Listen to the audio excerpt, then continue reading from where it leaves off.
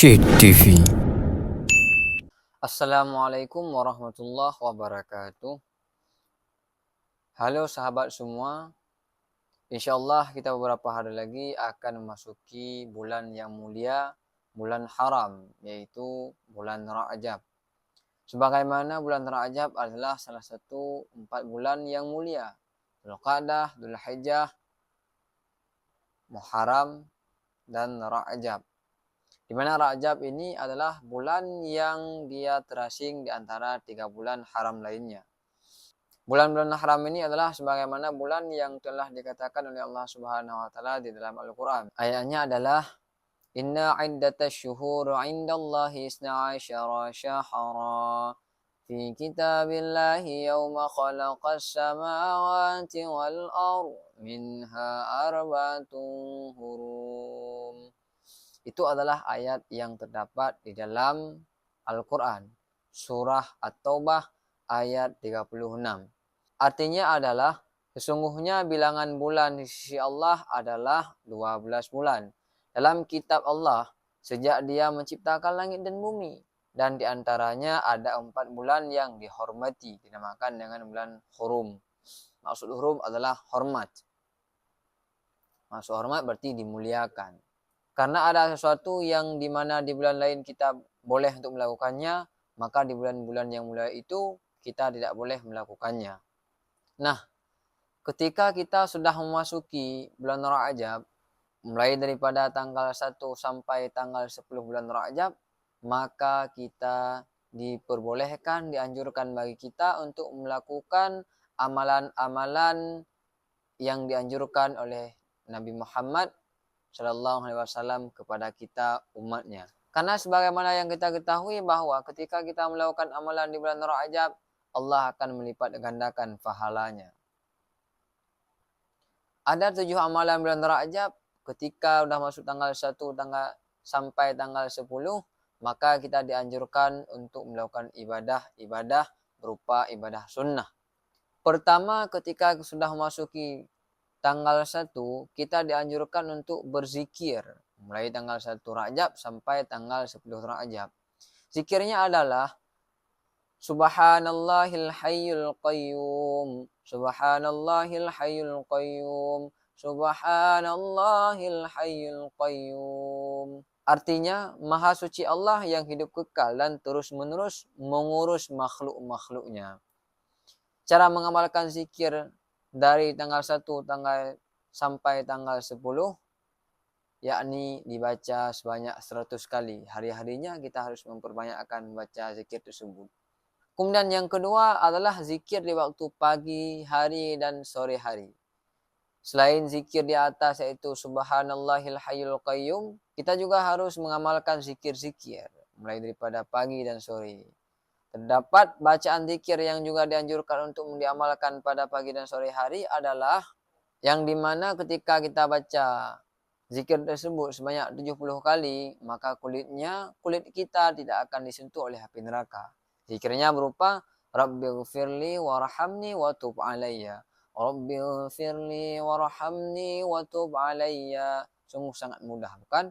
Ketika kita mengucapkan zikir-zikir tersebut, maka Allah akan memberikan kelebihan keutamaan yang begitu luar biasa kepada kita, berupa kulit kita tidak akan disentuh oleh api neraka, karena memang dahsyatnya keutamaan zikir tersebut.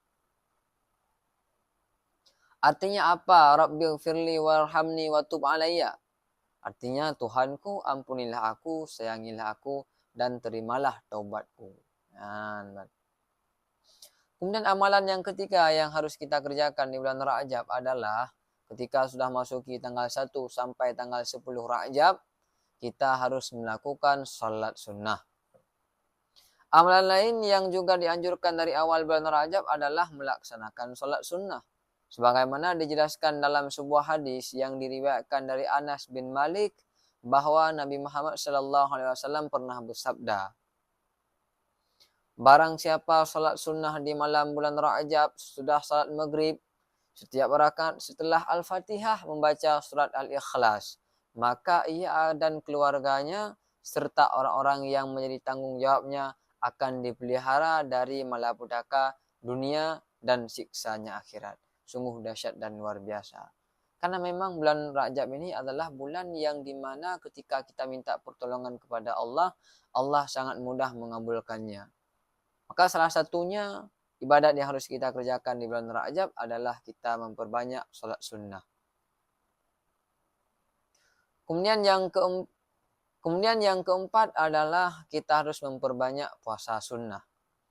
Diriwayatkan dalam beberapa sanad dari Rasulullah Sallallahu Alaihi Wasallam, sesungguhnya beliau bersabda, barang siapa berpuasa pada hari Kamis pertama pada bulan Rajab, kemudian pada malam Jumat antara salat isya dan sepertiga malam, di mana dia melakukan salat sunnah mutlak 12 rakaat, satu malam setiap 2 rakaat, dan pada tiap-tiap rakaat membaca surat Al-Fatihah 1 kali, membaca surat Al-Qadar 3 kali, lalu membaca surat Al-Ikhlas sebanyak 12 kali. Kemudian setelah selesai salat, ia membaca selawat kepadaku sebanyak 70 kali. Selawatnya berupa misalnya Allahumma salli ala nabiyyil utiya wa ala ali. Kemudian setelah sujud, ia membaca Subuhun Quddus Rabbul Malaikati Waruh. Subuhun Quddus Rabbul Malaikati Waruh. Bacaan itu selalu dia membaca. Kemudian setelah bangun daripada sujud, ia membaca Rabbighfirli warham wa tajawadu amma ta'lamu fa innaka antal aliyul azim. Ataupun fa innaka antal alimul azam. Lalu sujud lagi sambil membaca Subuhun Quddus Rabbul Malaikati Waruh. Setelah itu memohon kepada Allah Subhanahu wa taala agar hajatnya dikabulkan, maka insyaallah Allah akan mengabulkan semua hajat yang dimana dia hajatkan kepada Allah Subhanahu wa taala. Kemudian yang keenam adalah ibadah yang harus kita kerjakan di bulan Rajab, memperbanyak istighfar. Sebahagian ulama mengatakan bahwa membaca ataupun memperbanyak istighfar disunnahkan pada bulan Rajab. Berikut istighfar yang populer dibaca. Allahumma anta rabbi la ilaha illa anta khalaqtani wa ana abduka wa ana ala ahdika wa wa'dika mastata'tu wa a'udzu bika min syarri ma sana'tu wa abu'u laka bi ni'matika alayya wa abu'u bi dhanbi faghfirli fa innaka la yaghfirud dzunuba illa anta. Artinya, ya Allah, Engkaulah Tuhanku, tidak ada Tuhan yang patut disembah selain Engkau yang menciptakanku. Aku adalah hamba-Mu dan aku dalam genggaman-Mu. Aku dalam perjanjian-Mu, beriman dan taat kepadamu sekadar kemampuan yang ada padaku. Aku berlindung kepadamu dari kejahatan yang aku lakukan. Aku mengakui atas nikmat yang Kau berikan kepadaku dan mengaku dosaku. Karena itu aku memohon ampunan kepadamu. Dan sesungguhnya tiada yang dapat mengampuni dosa seseorang kecuali Engkau, ya Allah. Sungguh mulia dan luar biasa makna ataupun arti daripada istighfar bulan Rajab tersebut. Kemudian yang keenam adalah amalan yang harus kita kerjakan di bulan Rajab adalah membaca surat Yasin setelah subuh. Kesunahan lainnya yang dianjurkan pada bulan Rajab adalah membaca surat Yasin setelah melaksanakan salat subuh. Anjuran ini sebagaimana diriwayat daripada Aisyah bahwa Rasulullah Sallallahu Alaihi Wasallam bersabda, "Man qara'a ba'da salatil fajri fi syahri Rajab Yasin marratan wahidatan, ghafarallahu ta'ala lahu dunuba khamsina sanatan, wa dafa'a anhu adzabal qabri." Artinya bagaimana? Barang siapa yang membaca surat Yasin setelah salat subuh di bulan Rajab 1 kali, maka Allah akan mengampuni baginya dosa-dosa sebanyak 50 tahun dan menghapus baginya siksa kubur. Sungguh luar biasa kelebihan dahsyatnya, keajaiban ataupun keutamaan membaca surat Yasin di waktu subuhnya bulan Rajab. Kemudian yang ketujuh adalah berdoa di bulan Rajab. Memperbanyak memanjatkan doa juga menjadi sebuah kesunahan di bulan Rajab. Amalan ini dapat dilakukan begitu memasuki bulan Rajab. Ibadah ini diyakini sudah lumrah dilakukan oleh para ulama salaf terdahulu.